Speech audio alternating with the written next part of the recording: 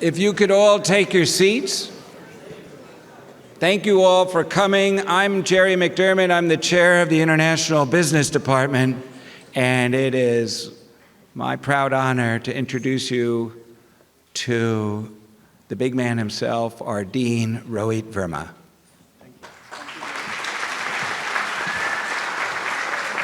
Thank you, Jerry. Good afternoon, everybody. As Jerry mentioned, my name is Rohit Verma, and I have the pleasure of serving as the Dean of the Darla Moore School of Business at University of South Carolina. It's wonderful to welcome all of you for this exciting event today. A little bit about myself. I grew up in India, and then I got a chance to live in New York, Utah, Chicago, Vietnam, and I've been fortunate to travel many countries around the world. So I thought that I have experienced just about every type of cuisine you can imagine. And then I moved to South Carolina. And there are some few important lessons for those of you who are here for first time in South Carolina. First, everything can be fried. And second, if it's not fried, it probably comes with a gravy. Those are two things I have learned recently. But between shrimp and grits, fried green tomatoes, the mysterious powers of pimento cheese, and soothing iced tea, I've come to realize that this isn't about just food. It's the Southern hospitality of its best kind. And so my wife Amita and I are so honored to call South Carolina our home. Thank you very much for welcoming us here.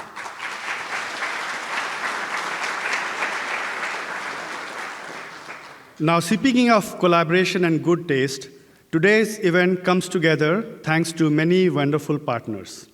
I would like to begin by thanking the Folk Center for International Business at the Darla Moore School of Business and the Walker Institute of International and Area Studies at the McCausland College of Arts and Science, both here at the University of South Carolina, for their generous support and for organizing today's program. I also want to recognize the faculty of the Department of Anthropology and Sonoco Department of International Business for their support, and special gratitude to the Jim and Rachel Hodges Fund for their financial support. Thank you so much for making this possible.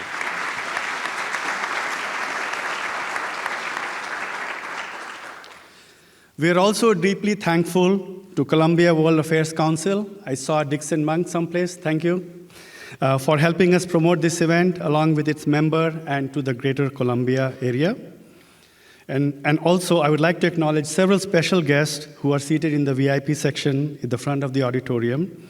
They include former U.S. Ambassador to Slovenia, Jamie Harputnin, Senator Gerald Malloy, Mayor Daniel Rickerman, our Provost Marianne Fitzpatrick, our VP for Research, Julius Fredrickson, and our Deans of McCausland School, College of Arts and Sciences, Tommy Hodges. Thank you very much for making the time to be here.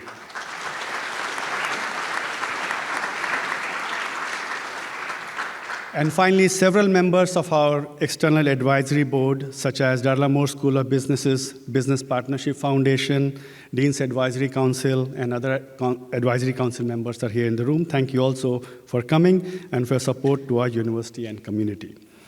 Now, it is my pleasure to welcome Dr. Carl Dahlman, Director of the Walker Institute of International and Area Studies, to introduce our distinguished guest, Ambassador Michael McFaul.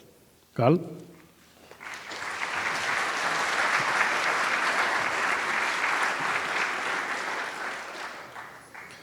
Thank you, Dean Verma. Good evening, and thank you for being here. Before I introduce our esteemed guest, I'd like to share my appreciation to Dean Verma and Jerry McDermott, who agreed to co-organize this event with the Walker Institute. The Walker Institute of International and Area Studies has been bringing the world to Carolina since 1961, and we're very happy to share this event with all of you this evening. I also want to thank our excellent staff, especially Amy Thompson, Luann Aycock, and Natasha Thomas, who make amazing evenings like this happen. Let me also highlight my colleagues, Dr. Kara Brown from the Walker Institute's program on Slavic, East Central European, and Eurasian Studies, as well as Drs. Magda Stokowski and Stan Marcus, who will lead the fireside chat following our guests' remarks. Ambassador Michael McFaul is the Olivier Nomalini Professor in International Studies at Stanford University, where he is also Senior Fellow and Director of the Freeman Spogli Institute for International Studies. From 2012 to 14, Dr. McFaul was the U.S. Ambassador to the Russian Federation and before that, he served as Special Assistant to the U.S. President and Senior Director of Russian and Eurasian Affairs at the National Security Council. Born and raised in Montana, McFaul attended Stanford University, where he earned a BA in International Relations and Slavic Studies, and then an MA in Russian and East European Studies. McFaul was named a Rhodes Scholar and completed his PhD in International Relations at Oxford University. He is fluent in Russian and also speaks Polish and Portuguese. He has performed wide-ranging public service and has been recognized with awards and honors too numerous to mention, but I will pick one. He was awarded in 2022 the Order of Merit by President Volodymyr Zelensky. Ambassador McFaul has written numerous academic works, opinion pieces, essays, and analyses. He will be speaking this evening on his 10th book, Autocrats versus Democrats, China, Russia, America, and the New Global Order. Please join me in welcoming to the stage Ambassador Michael McFaul.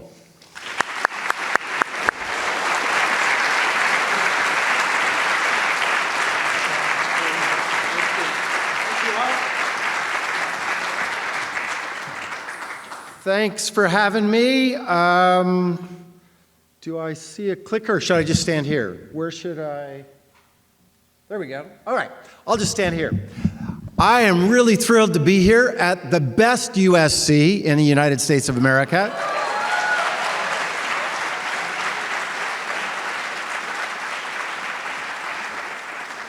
So for those of you who don't know, we used to be in something called the Pac-12 at Stanford, and then another USC, I don't know exactly where it is, somewhere in Southern California or something, they decided to abandon us, and now we're in the ACC because that other USC abandoned us. So I'm really glad to be at the real USC, the best USC, but I also love the Trojans if ever I'm in Southern California.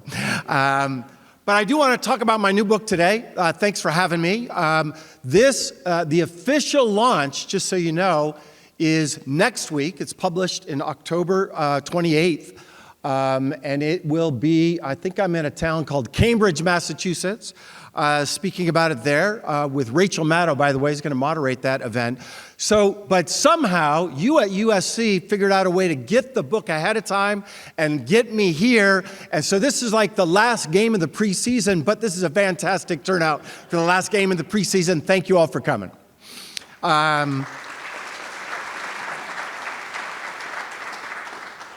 So I want to start with some history. I just celebrated a reunion at Stanford when I went there as a 17-year-old kid. I was there in the late 80s and early 90s doing academic work at Oxford as well.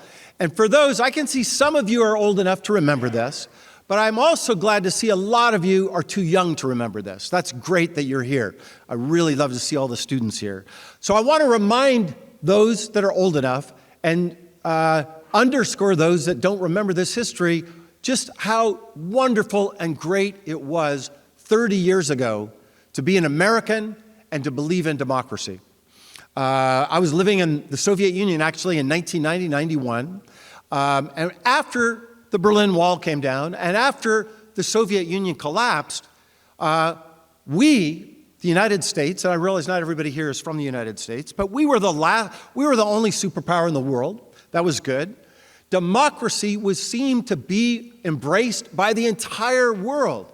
Where I was living in Russia, they all wanted to be part of the democratic world. That's when my colleague Frank Fukuyama wrote this essay about the end of history, because it seemed like everybody wanted to be part of the democratic world. Capitalism also was the only game in town. And even this thing we called the liberal international order seemed to be working. When Saddam Hussein invaded Kuwait, all the great powers, all the countries of the world got together and said, we're not going to let that happen. It seemed like the United Nations was even working back then. And I just told you I was living in Moscow. If you look really hard, you can see me. I'm there. All of these people, these are Russians, but Ukrainians, Georgians, Estonians, they were all out protesting. The Soviet Union still existed, to join the West, to become a capitalist country, to become a democracy. It was an exciting time to be in Russia, and I would say an exciting time to be a small d Democrat. Fast forward to now, to your time, for you students here, it's not so fun. It's not so great. First, it started with the Russians, where we talked about a new Cold War. And you can see some of these quotes from Russians and Americans. And then it became a hot war in 2022, first major conventional war in Europe since 1945, first annexation, major annexation in Europe since World War II, the biggest threat, in my view, to great power war, and that threat is still upon us in generations. And even in the fall of 2022, Putin was threatening to use nuclear weapons. That's the first time that happened since 1962, and in some ways I think the threat was even bigger in 2022 than 62. Likewise, it took a little longer, but the debate on China has also been framed as a new Cold War. You can read the quotes there, you can see the headlines, and we are most certainly in a confrontational period between the United States and China compared to where we were 30 years ago. So the question I want to first start with is what happened? What happened between these two photos? That's Gorbachev and Reagan on the right, on the left, and that's Obama and Putin on the right. That's in Los Cabos, Mexico, by the way. I was in the government at the time, and let me tell you, the meeting was a lot worse than that picture. It was a very antagonistic meeting. Same things happened with the Chinese. So the first thing I want to do tonight, as a professor, is I want to explain how we got there. That's going to be, most of my remarks is going to be on the first piece of the roadmap here. And then, if we are in a Cold War, I want to learn some of the lessons from the Cold War so that we maybe do better this time around as the United States. Oops, oh, I skipped number 2. Similarities and differences. You're going to see that I actually believe it's somewhat like the Cold War and somewhat not. And that's why my book is over 500 pages long. I apologize for that. You should know the first draft was 1,200 pages. But I think it's a complex world. And if we just cartoonize everything in black and white ways, I think we're going to not understand the world. Third, lessons from the Cold War. And 4, if I have time, I'm going to end with some reasons for hope. All right, first on the causes. I think there are 3 main drivers to the causes: power, regimes, and leaders. Everything starts with power. I think I just skipped one there. Oh, there it is. I got that mixed up. Everything starts with power, right? So the United States and China today are the 2 most powerful countries in the world. In the book, I go through all kinds of metrics. Russia, in terms of economic power, they're 11th. Military power, that they're at the top. And I want to just emphasize that because China became more powerful and Russia became more powerful today and compared to 30 years ago, that's a part of the conflict. That's a part of tensions. My guess, anybody from Moldova here? No, good. I love Moldova, just so you know, I've been there, it's a great country, but you're not interested in a lecture about U.S.-Moldovan relations because Moldova doesn't have the power to influence our security or our prosperity. There's a reason we've focused on China and Russia. It's partly because of power. But it's only partly because of power. Because Germany also is a lot more powerful today compared to 45. I'm not losing any sleep about war with Germany. Same with Japan. Poland, way more powerful today than they were 30 years ago. I'm not losing any sleep about war between Poland and the United States. And that's because I think, and I try to spell this out with data in the book, that regimes matter too. That autocrats behave differently in the world than democrats. Democracies tend to not go to war with each other, whereas autocracies and democracies tend to have more confrontational relationships. And over the last 30 years, China has become more autocratic, Russia has gone from a democracy to dictatorship, and relatively speaking, the United States is less democratic, and the world is less democratic, and that, I think, is a second source of this confrontation. So Xi and Putin, I think we can go through that later in questions, but China has always been autocratic, but has become more autocratic, especially with the crackdowns within the PRC and now with respect to Hong Kong. And Putin, without question, compared to where Russia was in the 1990s, much more autocratic country. That's Alexei Navalny, who he killed just last year. Much more autocratic places. The United States, tragically, in my view, has also become less democratic. That has emboldened the autocrats around the world. Note, this starts before Trump. We had a bit of an uptick last year. My guess is that it'll be flat or going down. And likewise, around the world, if you look at the entire world, we had a little bit of an uptick last year, but over the last 2 decades, there's been gradual democratic decline. And you put those two things together, I think that leads to more confrontation between autocratic China, autocratic Russia, and democratic United States and our allies. And yet, and I want to emphasize that, and yet, right, it's complicated. Even when the autocracies are growing and the democracies are waning, I want to underscore that Xi Jinping and Putin are still threatened by the ideas of democracy and democratic breakthrough, even in this era of democratic decline.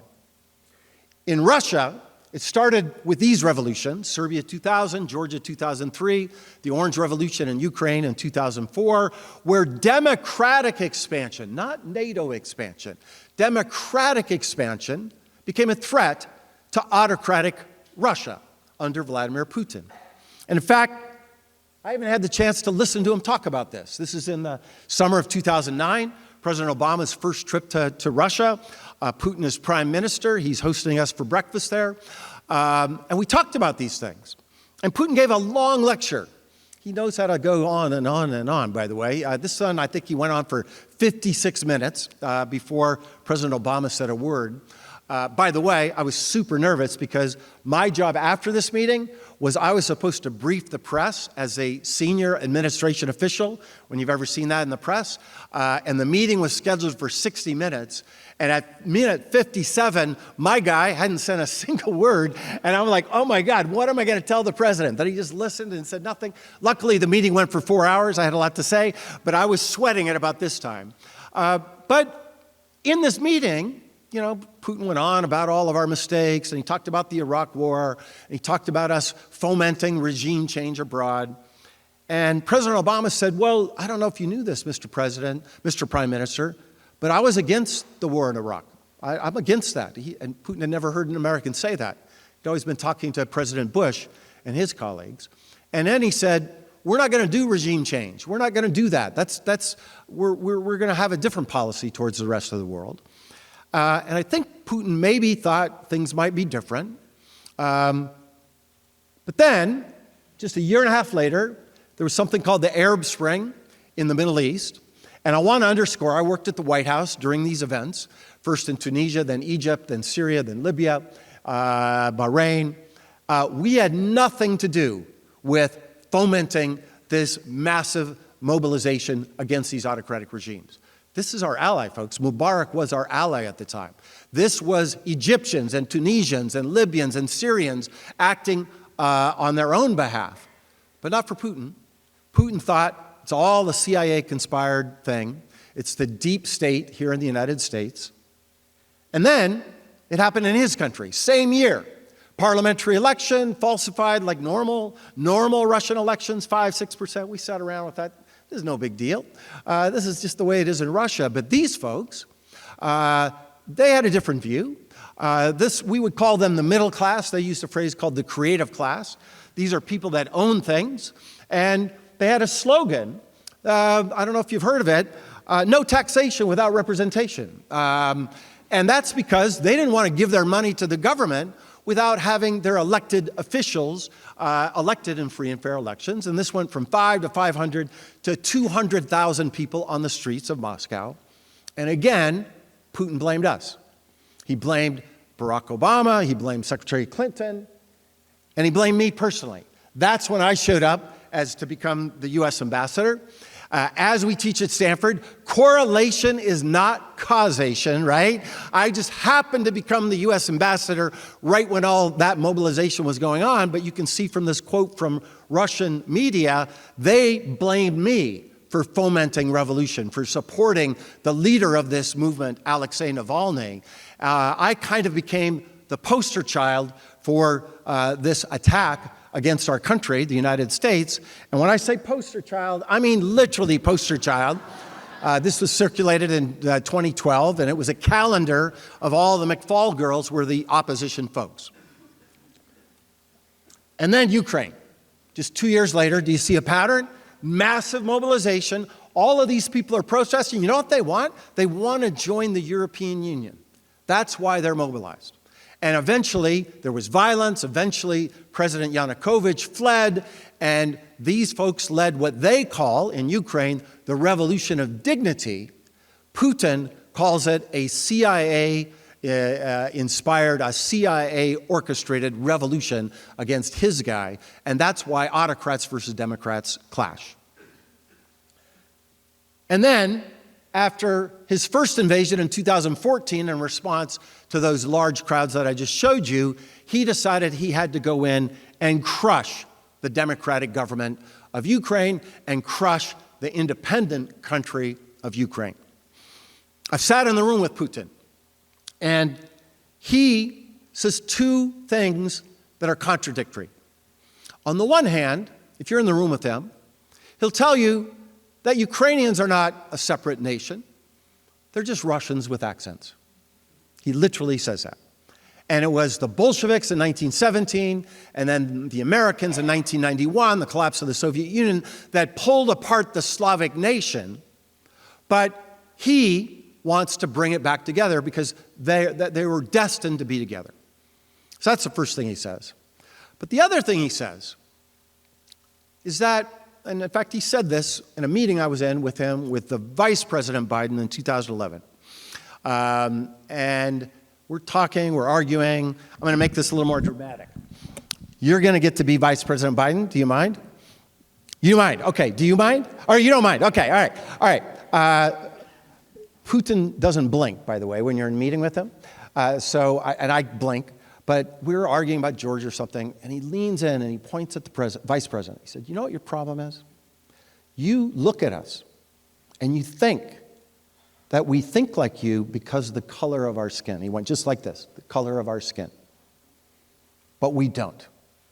Мы другая, for those who speak Russian, right? And I was like, whoa, what is going on here? But what he was trying to say was, we're not part of your liberal, decadent West. We're not part of your democratic world. Russian culture, Russian history, we're separate from that. Now, I think he's wrong about that. I don't think that's true, but that's his worldview. But if Ukrainians, remember, Ukrainians are just Russian with accents, are practicing democracy, are practicing a free society, are practicing market capitalism, that's a contradiction to his argument for his legitimacy back home. And that's why he's so threatened by the Ukrainians. That's why he invaded in 2022. I went on long about Russia, but I would say the same thing about Xi Jinping. These are all revolutionary movements for democracy that threaten his regime. It got especially acute in Hong Kong in 2014. All these people want is what we have in our country, a freedom, rule of law, an ability to vote their own legislatures. That's a threat to Xi Jinping. These folks in Taiwan are too. That's from 2022 when I was there with a delegation from Stanford. Undermines his argument as well. These are all Chinese people that are also practicing democracy. And so I think regime conflict is a second element of it. But there's a third one that I also think is important, and that's individual leaders. Power, regimes, and then leaders. I think had there been a different leader coming to power in China, instead of Xi Jinping, there could have been a different course in terms of this confrontation. Likewise with Putin, and likewise with Trump and Biden. Let me explain that briefly. So Putin, I think, is pretty self-evident. Like he's invading Georgia, then Ukraine, then Syria, Ukraine 2022. Another leader at the time might have not done all these things. And the reason I believe that is because I know some of these other leaders. If Boris Nemtsov had become president, for instance, in the year 2000 in Russia, I don't think he would have done all these things. I knew that him personally. He was one of the candidates, and had he been president, it would have been different.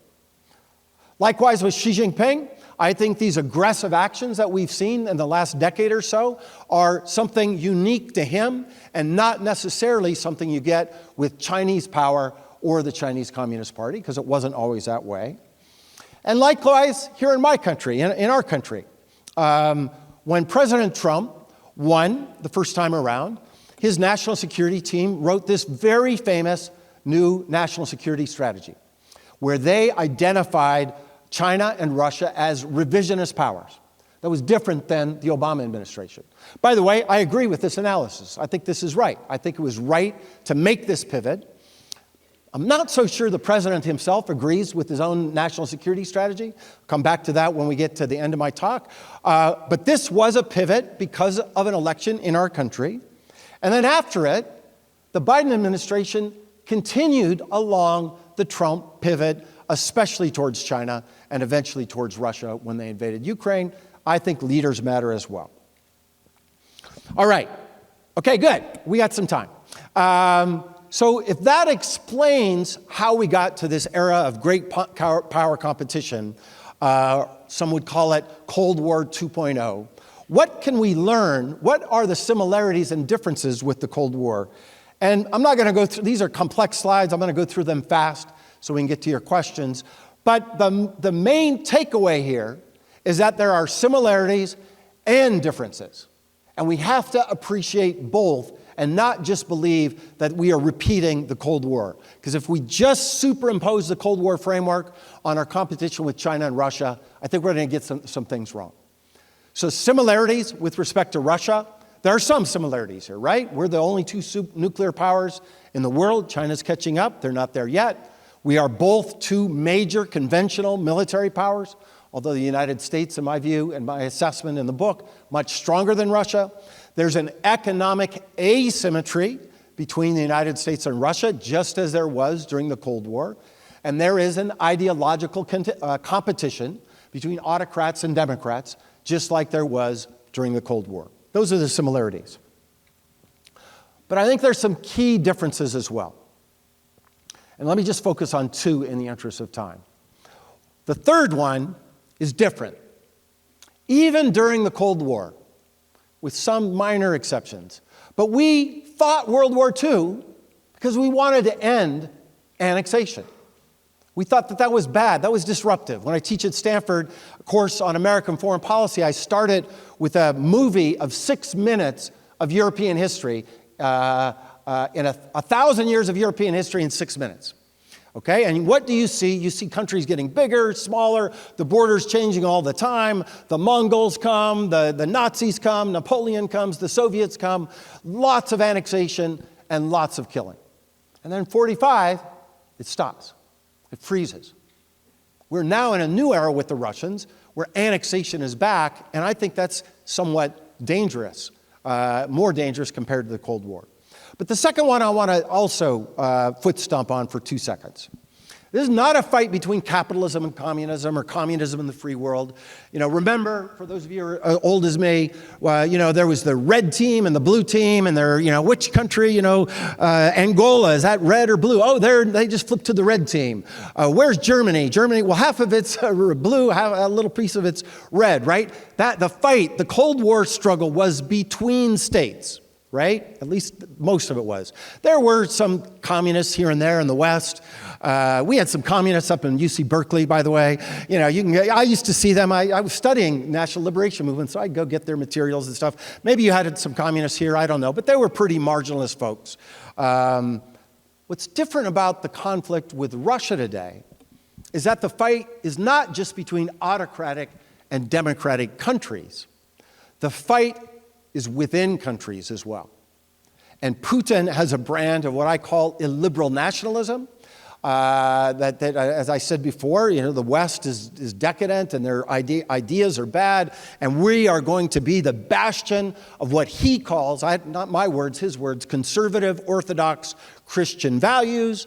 And for the first decade he was in power, he consolidated the regime around those ideas.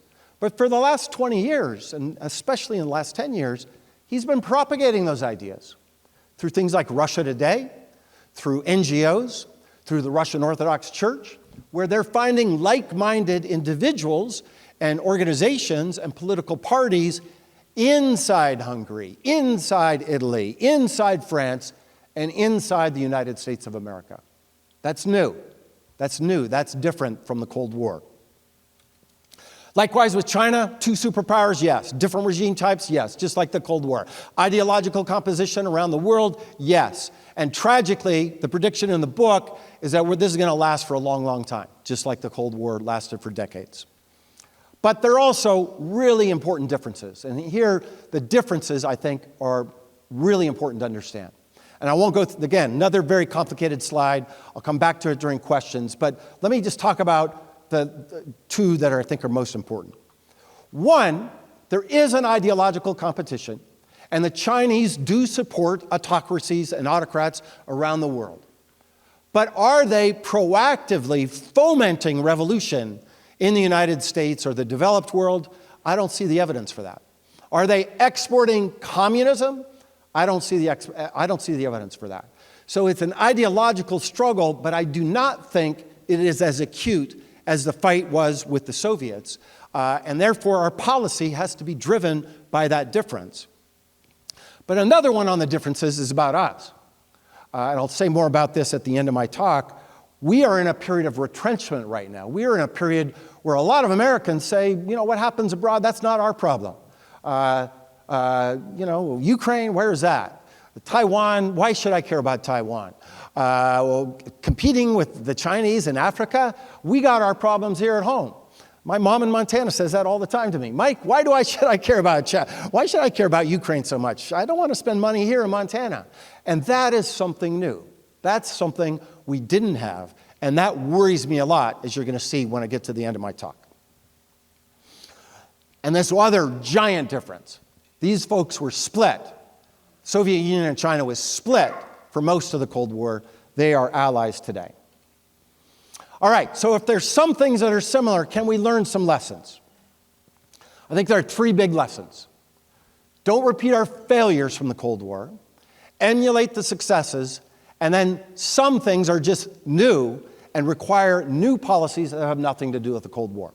Let me run through some of these lessons. So, when I was ambassador to Moscow, I coached third grade basketball. I coached my son's basketball team.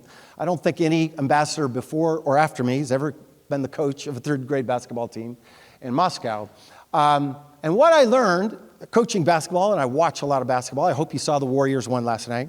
I'm the only one that stayed up for that, I can tell, or cares. What I learned in basketball, if you win, everybody forgets about all the mistakes you made, right? So my son was the star of the basketball team because he's American. He came over to Russia where they play hockey, not basketball. So we moved there during the middle of the season. The team he joined was 0 for 8. He joined, and we won the championship, right? Because Luke was our star. And the play was pass the ball to Luke and get out of the way. And all the Russians loved to do that, and they loved Luke because he actually could score. They couldn't get the ball up that high. But if Luke fouled out in the second quarter, or had 3 fouls, we had to bench him, and we won, everybody forgot about that. But when he had 3 fouls in the second quarter and we lost, and by the way, he often had 3 fouls in the second quarter, then everybody remembers that. A problem in the debate we're having about how to compete with China and Russia today is we're forgetting some of these mistakes. And the big ones are threat misperceptions, just exaggerating the threat, overreach. We're not going to be able to contain the Chinese and Russians everywhere, but we're trying to. And then embracing good dictators. We embraced these horrific regimes during the Cold War, like apartheid South Africa, Pinochet in Chile. We didn't have to do that to win the Cold War. I hope we don't repeat these mistakes again. But we also did some smart things during the Cold War that I'm worried we're not learning these lessons, right? Allies, man, that's our super strength that we learned from the Cold War. We had better allies than the Soviets, and it helped us win the Cold War. 2, American prosperity. At the end of the day, we were richer than the Soviets. West Germany was richer than East Germany. South Korea was richer than North Korea, and that helped us win the Cold War. Literally in 1989, when East Germans and Hungarians earlier started to walk to the other side, is because they saw that we were richer. That is a key thing we have to do again today. 3, promoting democracy. Sometimes we didn't do it, right? I just showed you apartheid South Africa, we were allies with that regime. But other times, through things like USAID, Radio Free Europe, the National Endowment for Democracy, we helped small d Democrats around the world, and I think that helped us to prevail in the Cold War. And then forced soft power, we talked about that today in the talk earlier. Huge, big advantage we had during the Cold War. And today I see a mixed record. I see we're doing some things right. Our economy is still one of the strongest in the developed world. We need to continue to do that, although I worry about some of these other things are going to hurt us in the long term. I worry a lot about it. Second, military spending. It's tragic but necessary that we have the big military budget that we do. We have to spend that money just like we did during the Cold War for our security. But here's the things we're not doing today. That worries me a lot. Weakening our allies. There's no reason to do that. Pissing them off with tariffs and threatening to invade their countries. Eroding global capitalism. Yes, we had a lot of flaws with the WTO, and there are a lot of flaws in some of our trade agreements, but the solution to that is not to destroy them, but to reform them, at least in my view. And third, this soft power retreat, which probably worries me most of all. President Trump decided to close down USAID. USAID was created in 1961 by John F. Kennedy at the height of the Cold War so that we could compete with the Soviets around the developing world. We're not going to be able to compete with the Chinese folks if we don't have that instrument in our arsenal. Because let me tell you, they're not shutting down their economic assistance programs. They're not unilaterally disarming. Voice of America, Radio Free Europe, also controversial, needs reform, I got it. But shutting them down, that I think is a huge mistake. Because again, the Chinese and the Russians aren't shutting down their international media. Reducing diplomats, I don't understand why we're cutting our diplomatic corps at a time when the Chinese are expanding. And then, of course, you can't be in the struggle between autocrats and Democrats if you're not performing as a democracy at home, and we are in a period where that is challenging today. And then these are longer term things. Actually, in the interest of time, I won't go through it. But these are longer things that I see hints of, McCarthyism in particular, overreach, embracing dictators. These are things we did in the Cold War we don't need to do again. And then finally, on this one, there are new challenges. Isolationism and polarization. I already hinted at isolationism. This is a long tradition in America, goes back to the 18th century. My book, by the way, starts in the 18th century. I trace the history all the way back, US-China, US-Russia relations from the founding of our republic. And this is happening, and Trump was aggressive with it. But I want to remind you, this is not a Republican issue. This is a bipartisan issue. Lots of Americans in the Democratic Party and independents think that we should pull back as well. That's new. We didn't have that challenge during the Cold War. And when we talk about democracy promotion, look at how many Americans support it, just 18%. That's new. Didn't have that during the Cold War. That is a new challenge. And then polarization. I don't know if you can see that. Half are standing, half are sitting. That's kind of confusing. You can't see it. But polarization, this is also acute. Now, we had polarization in our country in the 60s and early 70s, pretty desperate times. But I think this is bigger. And the fact that the center is disappearing.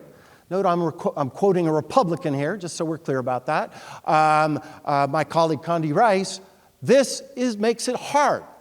Because during the Cold War, yeah, there were Democrats and Republicans. We fought about the contours of where the borders of containment were. But we had a kind of bipartisan consensus between the 45-yard lines.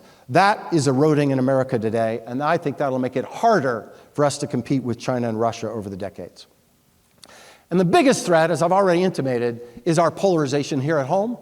If we're united, I'm extremely confident we're going to be fine with both the Chinese and the Russians. I'm going to show you that data in a moment. What I worry most about is our polarization at home becomes so acute that we can't fight our real enemies or our real competitors abroad. But I told you reasons for hope. I'm going to do this quickly in 5 minutes. I am hopeful about the long term. I'd much rather be on the blue team than the red team when you think about aggregate power and you think about long-term trajectories. And let me just go through some of these right now. So military power, we're still one of 2 global superpowers in the world, and we will be for a long, long time. That's good news. That helps us deter our adversaries.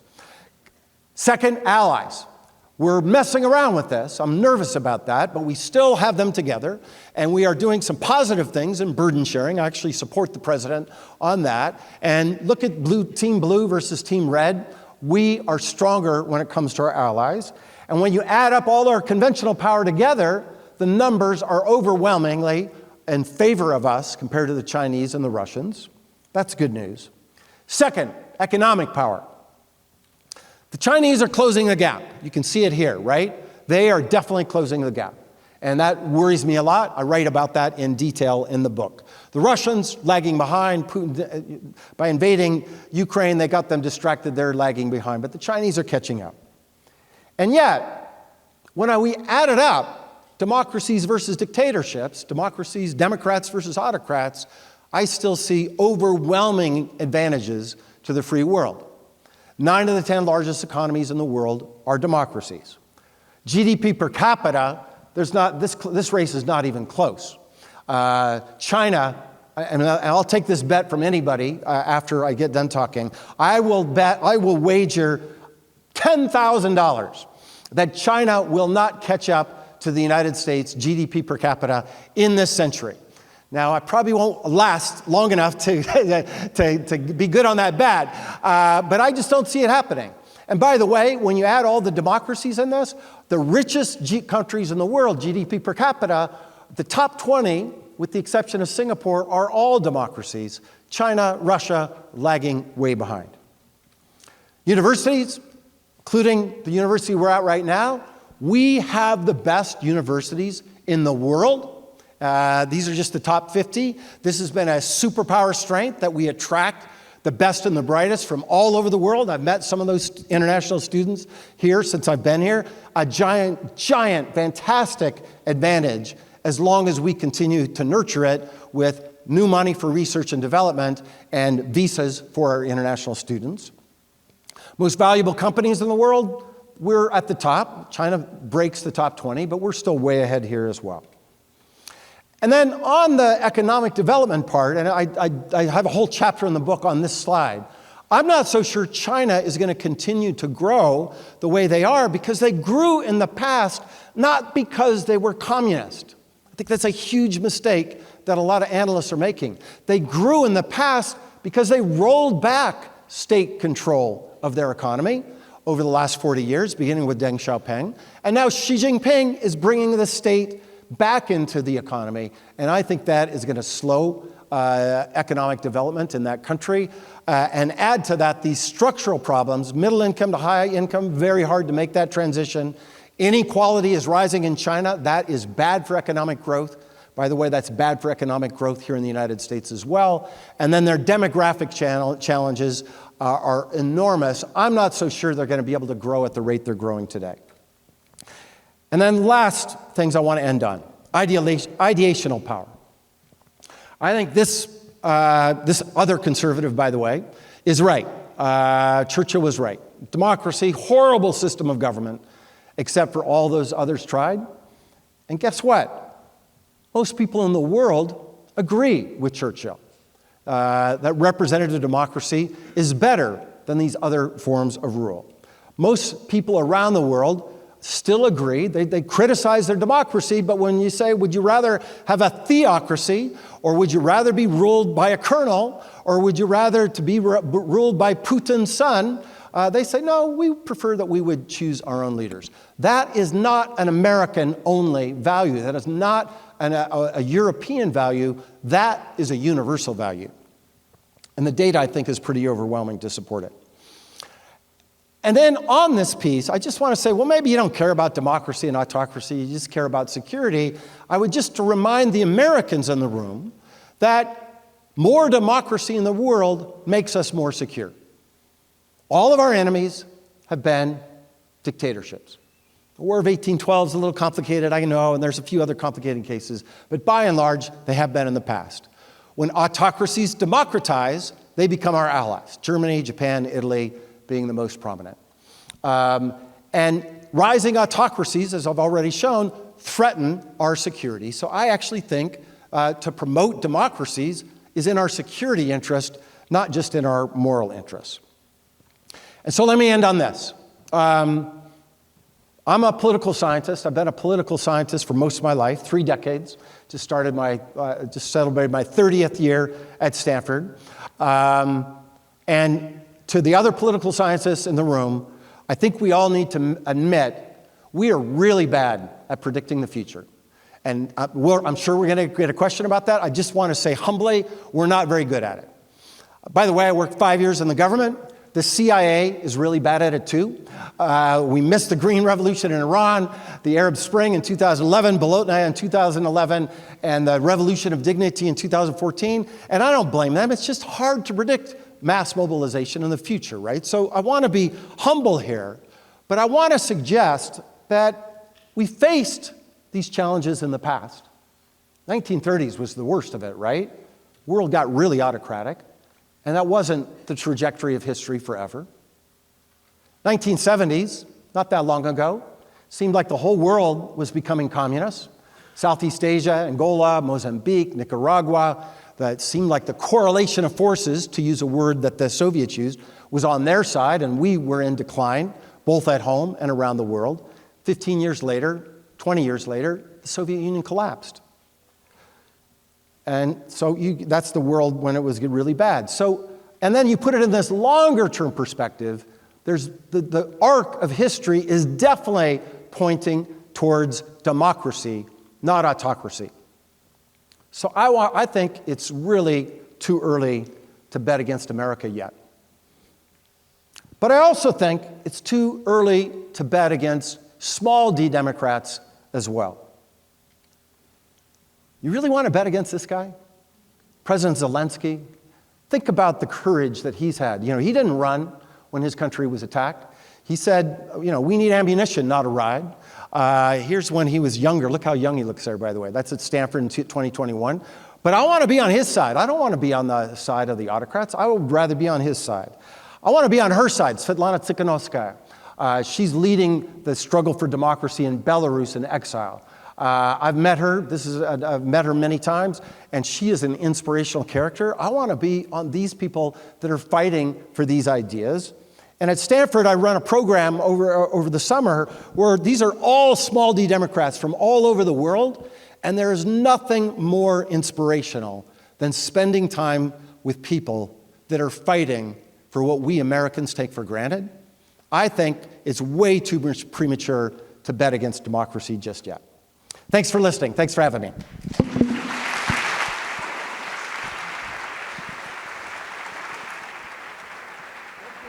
Thank you.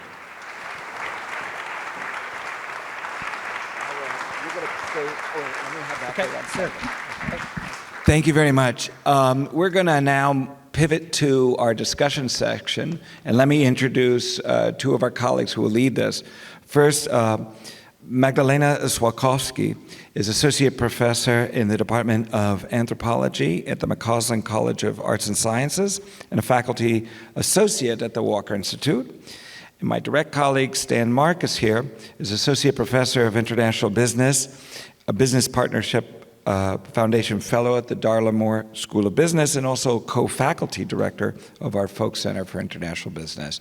So please make your way over there, and I will give you the microphone, and on we go. Do we share one mic? We will also. Oh wait, hold on.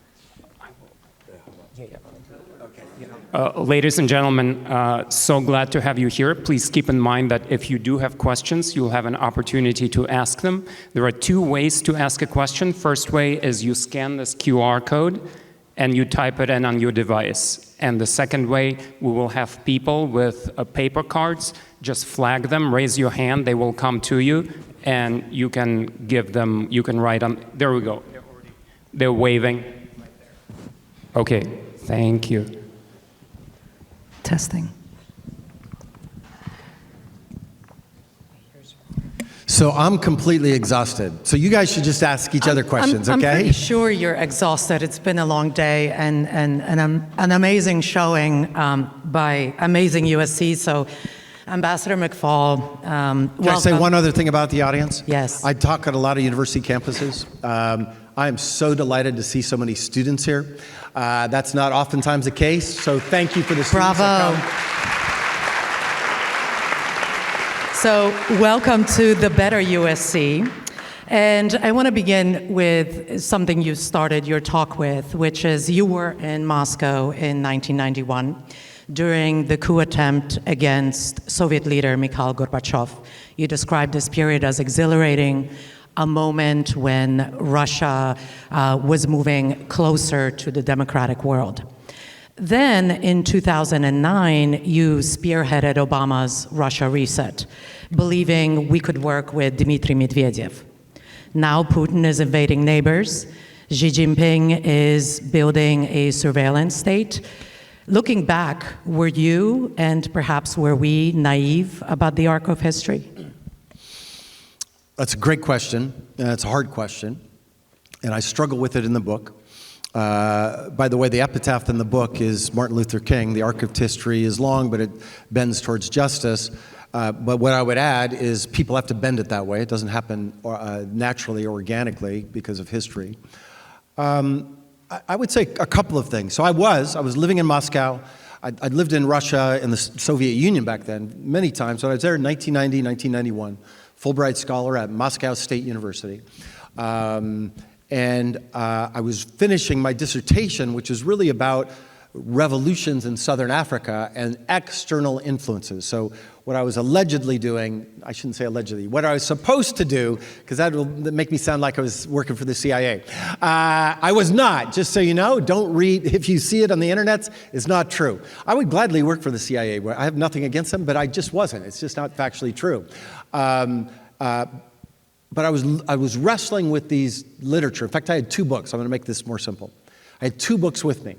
I had a very famous book by O'Donnell and Schmitter called Transitions from Authoritarian Rule, and that's a theory about transitions to democracy. And I had another book with me by Crane Britton, written in 1932, it's called Anatomy of Revolutions. And this is about the French and the Bolshevik and the Chinese Revolution and kind of the path of revolutions. And every week I would go to different events and I would wonder, is this a transition to democracy or is this a revolution? And I even wrote one of my favorite pieces ever. I wrote in August of 1990. And it used Crane Britton to suggest what might happen in the Soviet Union. And Britton's theory was about different phases of revolution. First, the Enchant regime begins to crumble. Then the moderates take over. Then the Jacobins take over. Then the radicals take over. And then there's something that he called Thermidor, right? The counter-revolution, the strongman, Napoleon, Stalin, right, comes in. And I wrote this 1990, right? So even a year before the Soviet Union collapsed. And I went through this. And I said Gorbachev is the moderate, and maybe Yeltsin and the Jacobins might take over. But then we might have Thermidor, where a strong hand would say, we need to restore the old great state that we had, and that turned out to be Putin 2 decades later. The tragedy of my academic career was that was not published in the APSA or any famous academic journal. It was published in the San Jose Mercury News, and nobody's ever read it. But I tell you that story because at that moment, I didn't know which way it was going to go. And as a result, I wrote with a colleague of mine, we did a series of interviews with leaders at the time, capturing the uncertainty of the moment. So we interviewed the liberal Democrats, but we also interviewed the fascists. This is when I met this guy, Zhirinovsky, if you remember him in that period, but I also met the guys that ran Pamyat at the time. And we also interviewed the neo-communists, because we didn't know revolutions, when the old regime collapses, you don't know what comes next. And we did that on purpose. It's in the Hoover archives. All those interviews are there because it was uncertain. When the Democrats won, and they did, in my view, when they took over in 1991, I did think it was a euphoric period, and so much so that I kind of quit my academic career. Wasn't going anywhere, by the way. I was over 23 on the job market that year, so it's not like I had something to preserve. But I went and worked for an American NGO to promote democracy in Russia, the National Democratic Institute. And what I would say is I still believe that bet was right. I still think that there was a chance for democracy to consolidate. I do not think, because of Russian culture or history, that it was inevitable that we get Putin. But we should have had a hedge. We should have had a hedge for the rest of the post-communist world, which would have been NATO membership, and if they couldn't qualify for that, weapons to Ukraine in the 90s, not in 2014 or 2022, to help them in case they got what they got today. Now, with respect to 2009, that's different. So whether or not everybody in the Obama administration would agree with me, I want to be clear, I was not the President of the United States. I was a senior administration official at the White House. I had zero, naivete about Putin. I wrote my first anti-Putin piece in March of 2000, and that you can get. San Jose Mercury News is not online. That's in the Washington Post. It's called Indifferent to Democracy. He'd already started to roll back democracy back in 2000, way before we got there. 2009, the way I understood it, was we were running Reagan's play vis-a-vis the Soviet Union. And it's in chapter, I'm pretty sure, it's chapter 27 or 29 of George Shultz's memoirs, one of the greatest secretaries of state our country's ever had. Ambassador, may I jump in? Okay, but I want to answer that question. It matters to me. Please. Well, just let me finish, because it's important to me, because you can see I'm getting a little defensive even, right? That was not about cooperating with Russia. That was not about holding hands and singing Kumbaya. That was about advancing our national security interests. We wanted to get a START treaty. You can't do that without the Russians. We wanted to have our supplies to our soldiers in Afghanistan to not just go through Pakistan, because we wanted to go into Pakistan and kill Osama bin Laden. Can't do that if 95% of your supplies go through there. We wanted to stop the Iranians from having nuclear weapons, and we thought sanctions would help that. Can't get a Security Council resolution without the Russians. And some people say, well, we were naive about the Russians. That was not my view. But we also did what they tried to do in the Reagan era, and that backfired, which is we also had to have we tried a strategy of dual track diplomacy, which was to engage the government and society at the same time. When Ronald Reagan went to the Soviet Union in May of 1988, he met with Gorbachev, and then he had a lunch in the house, Spaso House, the ambassador's house, where human rights activists were invited. We tried to do that too. It worked in the early years of Medvedev, but it backfired when Putin came into power. Thank you. So I'll be briefer, I promise, but that was a big, hard question. So Magda and I thought about playing good cop, bad cop, but then both of us wanted to be bad cops. So in that spirit, I appreciate, Ambassador, when you mentioned that the world is complex and we shouldn't cartoonize it, which brings me to the title of your book, Autocrats versus Democrats. So you have these two teams, but of course global governance itself is not democratic, with the US being the predominant power. And by the way, if you look at the team members on both sides, Russia and China have been cooperating extensively with democracies across the global south, not least South Africa and Brazil. And the United States has very close relations to these days with a number of autocracies in the Middle East.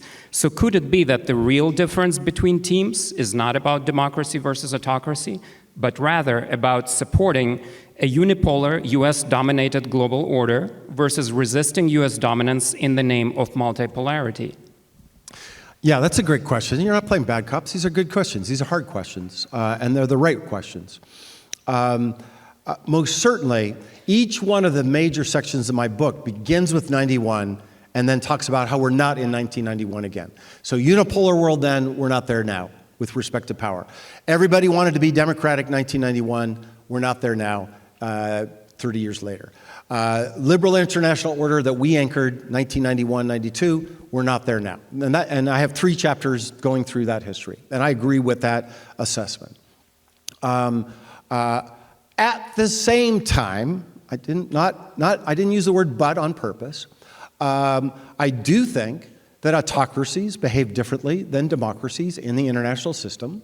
And I think in terms of the prescriptive chapters, if we are going to compete effectively with the Chinese and the Russians, we need to bring the free world together more closely. And I go back to 1945. I think there's a myth. I use that phrase, liberal international order, but it wasn't an international order. It was actually Bretton Woods, right? When we created the World Bank and the IMF and GATT and later the World Trade Organization, that brought together the free world. It kept out the Soviets. It brought together our team and kept them out. And it was only later when we brought the Chinese in and the Russians in and other non-democracies, and I write about it in my book, I think we were too lax about that. I think we let them in too quickly, and they undermined the rules of the game in those systems, and then led to a backlash, including here in our country, about global trade. So that's the first thing. I think we need to go back to reuniting the liberal or democratic world and bring the club of democracies together precisely the way I think, especially Xi Jinping and the Chinese are doing. We should replicate what they're doing. But the second thing, I'm glad you brought up India and Brazil, because President Trump right now has alienated both of those countries. The meeting he had with Cyril Ramaphosa in the Oval Office was as bad as the meeting he had, his first meeting with Zelensky. I don't think that's strategic on our part. You don't do that. You bring them together. I don't think it's strategic to say, we want to take part of your country, Denmark, because we think that's in our security. That's not the way you treat democratic allies. You don't make jokes about Canada should become the 51st state. I was born near that border, folks. I have lots of Canadian friends. They don't think that's funny. They thought that we were united by these common ideals. And when we begin to do that, I think in the long run, it hurts our long-term interests. And yes, we are still powerful enough that we can coerce a lot of small countries, including democracies. We can do it. We can get away with it. But you know what? When you're coerced, I grew up in Butte, Montana. It's a pretty rough place. This guy, Eddie, he was a really rough guy. He used to beat me up every chance he got. Walking home from 3rd to 5th grade. Every chance he got, he beat me up. He had a lot of coercive power. He was strong. And I had to acquiesce to what Eddie wanted me to do. But did I like it? Did I think we were on the same side? No. And when I got strong enough to not have to be part of Eddie's, criminal operation in Butte, Montana, I bolted from it. And what I worry about, that we use so much coercive and unilateral power right now, that in the long run, our friends are going to start to hedge their bets. Well, I just want to kind of continue on this question instead of asking you a new one. So therefore, if we believe that if China were a democracy, we would have less conflict. But I believe that. You bring up, but then we have India. That's a democracy, and we're having serious tension with them over technology transfer. And the relationship with Russia, right? And oil purchases, we talked about this earlier today. So could you say that perhaps the power competition is separate from ideology or regime type? It's both. We have to get used to the fact you guys are trying to be one or the other. You're sounding like John Mersheimer right now. We're going by the title. It's both. It's power and regimes. If you just focus on regimes, you won't get the dynamic that you just talked about with India. Exactly right. But if you just focus on power, you won't get the interactions that you have between democracies and autocracies. But with India is a really great example. Raise your hand if you're worried about India invading our country. Not a single person here is worried about India invading our country. That, I think, is a testimony to the fact that we're not, if India was an autocracy and a dictatorship and it allied with Russia and China, my guess is more people would raise their hands. So I actually think it's both, and what I worry about in academia and in policy world is that we just focus on one. I sat into 100 meetings in the White House where everybody said it's all just transactional. It's all about power. Vladimir Putin, he's a transactional government. Mike, you don't understand Vladimir Putin. Very senior government officials said this. I'm not going to name them on stage right now. And that turned out to be incorrect. It wasn't just we could do a deal with this guy if we just, traded some power or traded some oil and gas. Actually, he's ideologically motivated. And when we don't acknowledge that, when we don't do the proper diagnostics, we develop what I think are insufficient policies. Ambassador, let me squeeze in one more question, and then we'll open it up to the audience. And it's right on the topic of conflict. So you seem to want to strike an optimistic note and say that conflict is not inevitable. At the same time, you acknowledge that democracy promotion creates an existential threat for autocracies. So it seems that your prescription for democracy promotion makes conflict inevitable in your own framework. So how do you wrap your head around that? Yeah, all these are great questions. You guys are lucky to have these professors here at USC, by the way. We have many more. So there is an ideological tension there between autocracies and democracies. No matter how many happy talks, no matter how many track 2 dialogues you have, there will be. But I say two things in terms of correcting in the book.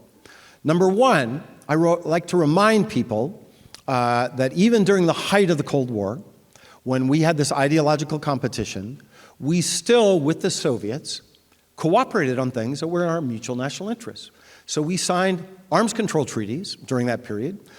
We helped to work together to eradicate smallpox.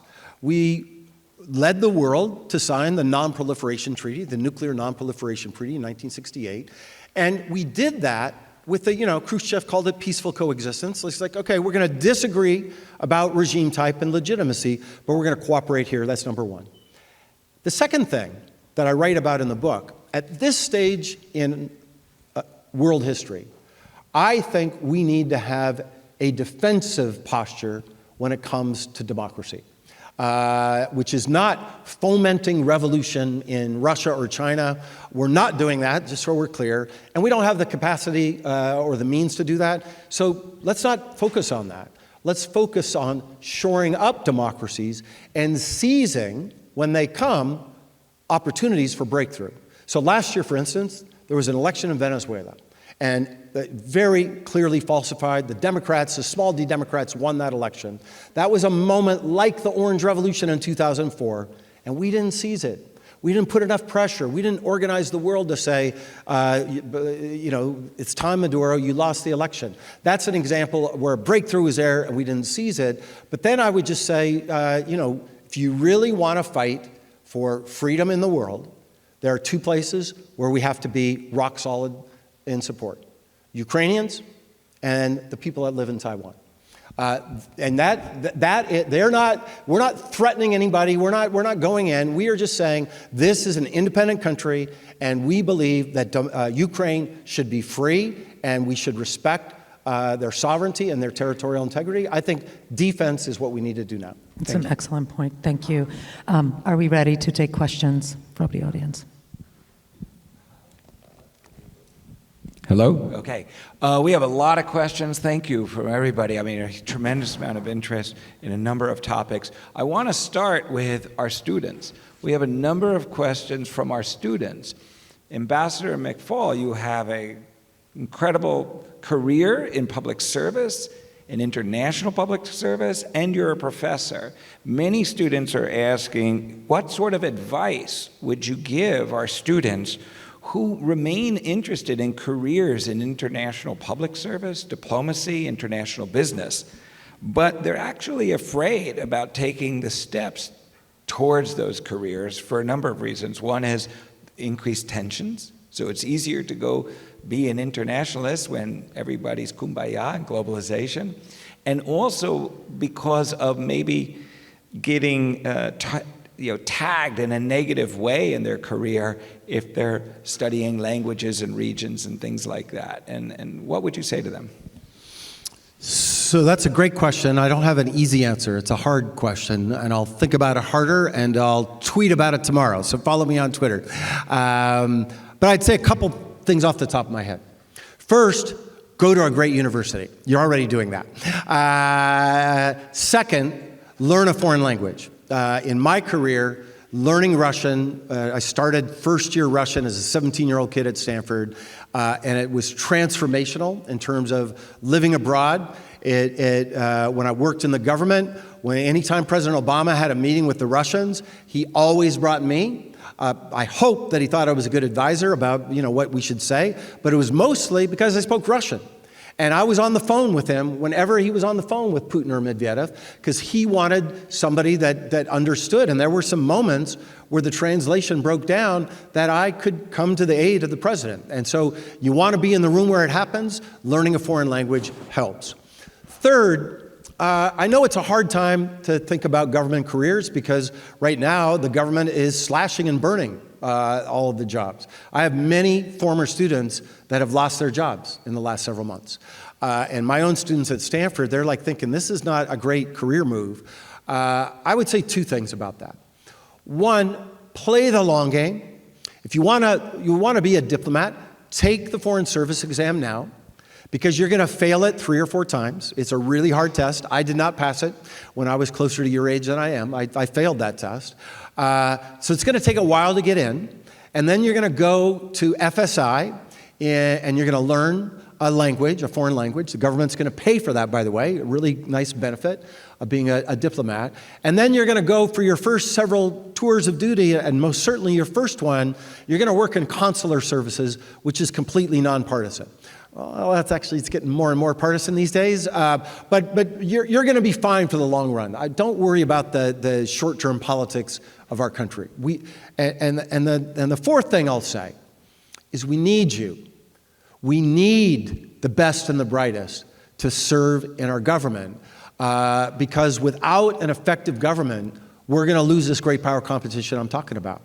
And I'll just say anecdotally, I've spent most of my life in academia, right? I was just in government for 5 years, but they were 5 just fantastic years. I loved working at the White House. And just leave your partisan politics aside, just the ability to work for somebody like President Obama that wanted to learn about the outside world and listen to us, and we made mistakes, and I write about them in the book. But I love that experience of being on a team, Team America. By the way, for the academics, I love the fact that there are no footnotes in government. So you get to write a speech and you're not criticized because McFaul said this and McFaul said that. There's too much personalization in academia. I love that experience, and I miss it. I love being on a team as opposed to just being a solo actor as an academic. And I really loved serving as a U.S. ambassador to Russia. If you get the chance to be ambassador, do it, okay? And let me tell you why I loved it so much. Because I love America. I love this country with all of our flaws. And my job in a really difficult place with tens of millions of people was to be the conduit between our politics and our businesses and our governors and our culture and our NBA. Like, the NBA came to my house in Moscow. They haven't been to my house in Palo Alto.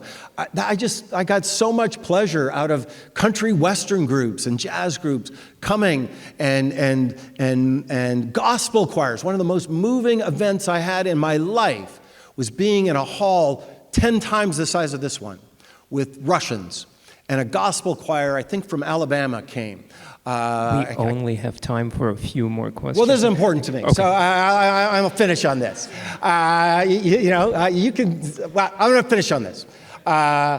And everybody in the room, nobody spoke English, and they sang at the end. They sang "Amazing Grace," and the whole place got up and sang, mostly in Russian. And they were moved by these American kids, excuse me for the college kids. They've never been to Russia before. And that experience of representing your country abroad, fantastic. So join the Foreign Service. And now all my answers will be 7 seconds long, I promise. All right. There are no... Okay, it should be on. Okay, so a next set of questions is about Russia and how you understand or how you are seeing, because you have very specific experience in Russia, how you understand Russian politics today and over the coming years. In particular, how do you see, if at all, the coalescing of opposition at all happening in Russia? Or what are the factions? Because from outside, people are saying it's one black box and there's Putin. So if you want short answers, you got to ask easier questions, folks. That's a really hard, big question. And my quick answer is I don't know the answer to that question, and I don't trust anybody who answers that question like they know what's going on, because we don't have good information about society in Russia. Putin's regime is totalitarian. I think it's more authoritarian than the late Gorbachev Soviet period. And so if you're living in Novosibirsk or Vladivostok and Ivan Ivanovich from Moscow calls you polling and says, I work for Levada, a polling firm, tell me what you think about Putin, there's only one rational answer to that question. I support Vladimir Putin. So we don't really know. But just very quickly, the democratic recession data you showed around the world does seem to suggest quite strongly that the demand for democracy is in some way declining, and one reason could be that democracy has not delivered, right? In terms of governance, corruption, in terms of economic development, and so forth. We don't need to go in depth on that. This is just it. Yeah. Well, but Russia's not a democracy, so you can't make that argument. It was in the 90s, and it had a very traumatic experience, which you know very well. Well, that's right. That's how Putin became popular. Exactly. But people are not voting, they're not anti-democratic because they've lived 26 years under dictatorship. I think that's not a fair, I wouldn't read it that way. I'm happy to answer the question, but I also want to get to more questions. Okay. I haven't answered the question yet, but if you don't want me to, I won't. It's up to you. It's up to you, Jerry. Well, I'll give you one more and you can blend it in. So it's about Europe, at least. So there's several questions about the rise of nationalism around the world and how you understand the what is happening within the EU, particularly as it relates right now to the war and Russian relations, and particularly also U.S.-EU relations, or even you could say U.S.-NATO for that matter. Well, that's a good segue to what I was about to say. First of all, on the Russia side, I would say to my best guess, and I know all the polling companies well, and I know the Russian opposition well, I think if we had to guess, a solid minority, if not a minority, majority, support Vladimir Putin. And for the reasons that he came in at the right time, in the right place, the economy began to grow, not because of dictatorship. I want to make this clear. That correlation is not causation. It grew because of oil prices, folks. It grew because of oil prices, and he just happened to be in the right place at the right time. And I think we just need to understand that, and that's why he rose to popularity. But he's got his core followers, and we know who they are. The older you are, the more rural you are, the less education you have and the poorer you are, the more you support Vladimir Putin, you're in his ecosystem. Then, for the young people here, if you're at a university, at a major university in a major city in Russia, you are unlikely to support Putin. And we know this. The younger you are, the more educated you are, the richer you are, the more urban you are, you don't support Putin. And then in the middle, there's what they call the bolota, the swamp. And they're just like, I don't want to listen to politics. By the way, there's probably a lot of Americans that feel that way too, right? I just keep my head down, I don't want to listen to it. I think that's the way I would describe it. Why it got that way is because democracy wasn't delivering in Europe as well, and in the United States as well. And populists blamed, they got off of the axis of economics, right? Left versus right, and they got onto this new axis of identity politics. And my colleague Frank Fukuyama has written a brilliant book about this, and President Trump used that too, where they blamed others, the other, and that is a transnational phenomenon. That's not just an American or European phenomenon. All right, thank you. The next set of questions will pivot to China. We have a bunch of questions on China. And there's sort of two ways in how these are being asked. One is, how do you understand China really being a threat to countries within the USA sphere of influence, particularly in the Western world? Is that really happening, or how does it happen? And the flip side to that is China really of any threat to US interests in Asia? Because you could see there's maybe some rhetoric, there are some economic moves, there's Belt and Road, but it doesn't seem like an overt actions. How would you understand? Again, great questions. It's hard to answer in 20-second sound bites, but I'll try. So one of the motivations for writing this book was to actually interrogate the hypothesis that kind of became conventional wisdom in the United States, that China is seeking to take over the world and export communism. That about 2017, 2018, that became a very popular idea, and it's still popular today in foreign policy elite circles. And I wanted to look at the data. That's what academics do, and I spent a lot of time over the last several years learning about China, living there, teaching there. And I didn't see data to support the hypothesis that they want to make the whole world communist. And I could be wrong, I could be naive, I'm not a China specialist, and I'm told that by people that really understand Xi Jinping because they've read all of his collected works, but I know they haven't been hanging out with Xi Jinping, so I think that data is somewhat mixed on that. I think one can have multiple objectives at the same time in terms, like Belt and Road Initiative, you can have economic interests and also this competition with the United States at the same time. Second, I am worried about economic competition with China, in part because they use the state and subsidies to gain an advantage over us, and in part, see, the world is complex, it's not one or the other, and in part because they have a very competitive ecosystem between their different regions in China that push to zero profits for things like solar power and EVs, and both of those two things combined are extremely challenging for our companies to compete with. But that's different than taking over the world. What I worry the most about, and I write about it in detail in the book, is war over Taiwan. I worry the most, whether through consciously or we stumble into it, but that to me is a flashpoint, and I want to do everything I can to prevent that war.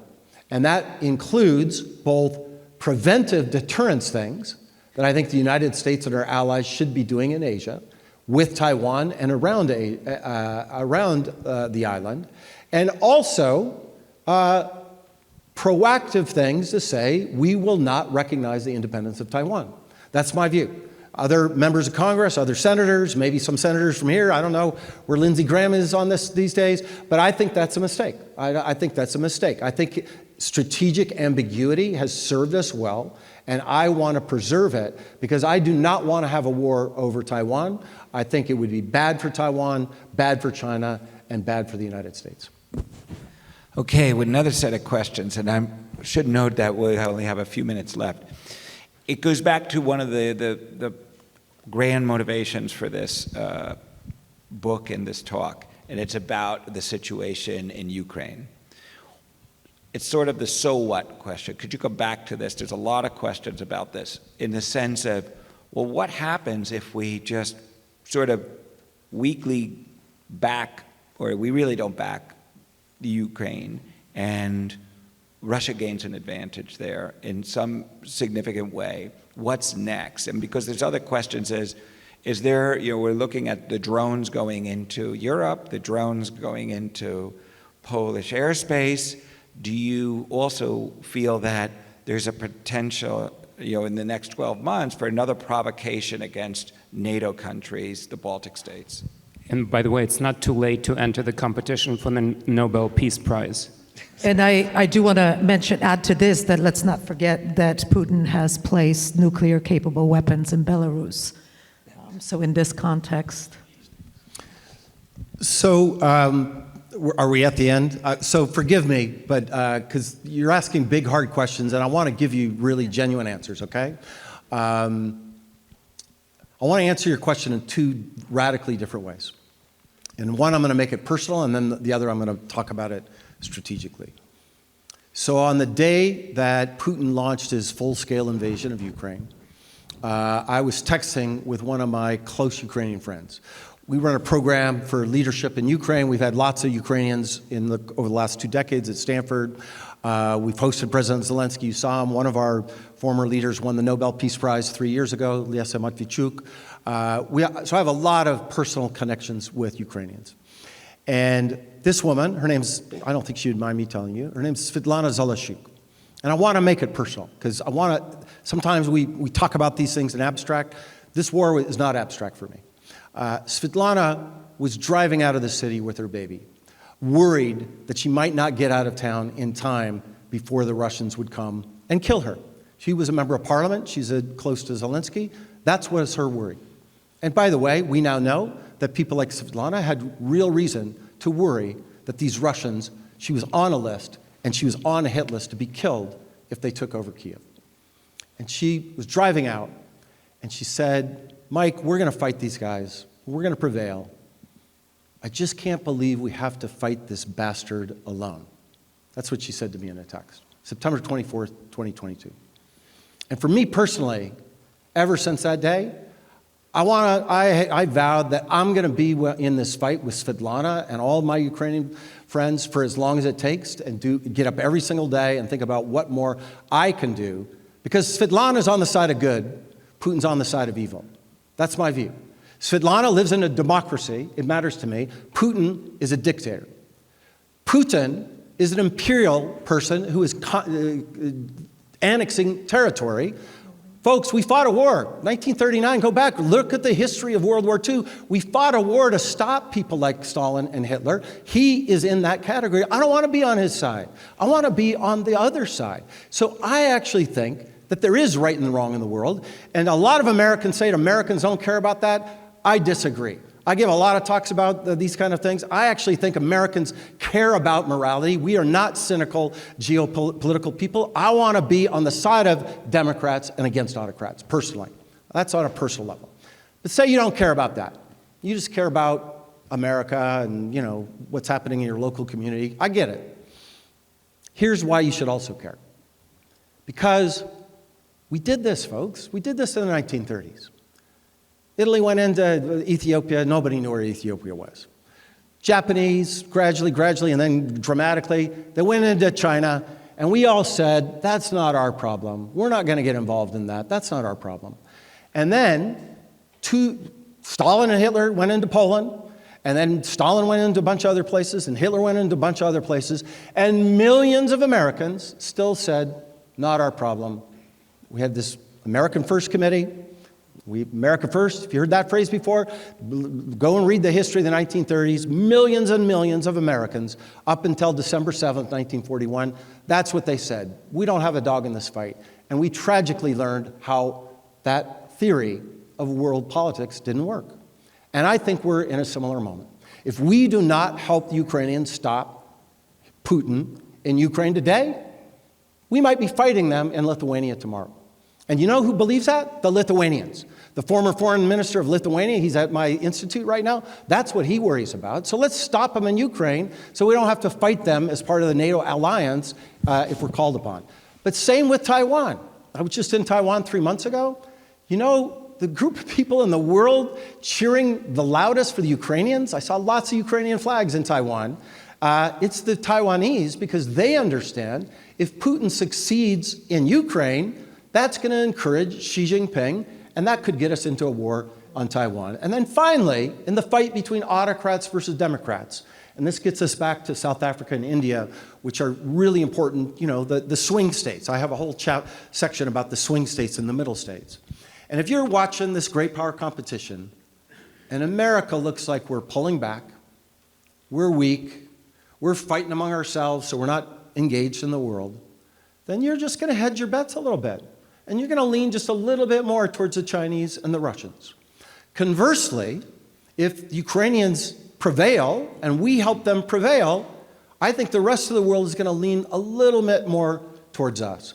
So I think there are real moral reasons why we want to be on the side of the good Ukrainians versus the evil dictatorship that's attacked their country, but I also think it's in America's national interest. Thank you so much.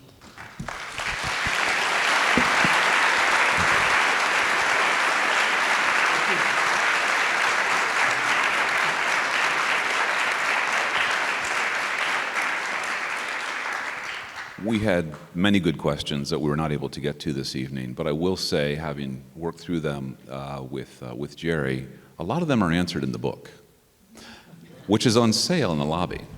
You got to come on the road with me. That was perfect. You can't get this on Amazon, and better than that, I asked ChatGPT this morning, it doesn't know what's in it. So you could be faster than AI. But let me thank again Dean Verma, Jerry McDermott, my colleagues in the McCausland College of Arts and Sciences, all of our VIP guests, all of you who are here, and most importantly, thank you, Ambassador McFaul, for sharing your time with us. Thank you. Thank you. Thank you. Wow. Thank you. Thank you so much. Thank you.